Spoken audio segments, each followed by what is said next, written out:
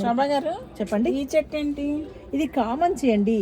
కామంచి అంటే మిరప జాతికి సంబంధించింది, కానీ కాయలు మిరపకాయలా ఉండవు. టమాటా కాయలు తిన్నట్టు, టమాటా పళ్ళు తిన్నట్టుగా అనిపిస్తుంది. ఇది ఈ ఆకుతో మనం పప్పు చేసుకోవచ్చు, పచ్చడి చేసుకోవచ్చు. అలాగే ఈ పళ్ళని ఇప్పుడు ఇలా నల్లగా అయిన పండ్లను తీసుకొని తినొచ్చండి.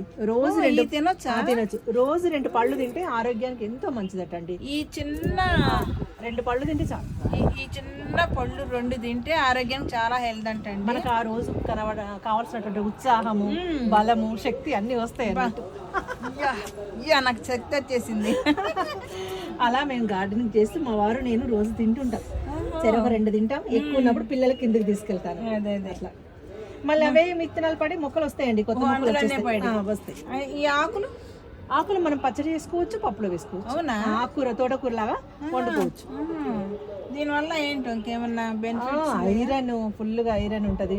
క్యాలరీస్ లేకుండా ప్రోటీన్స్, మినరల్స్ ప్రతిదీ ఉంటాయట మన ఆకుకూరలలో ఉన్నటువంటి.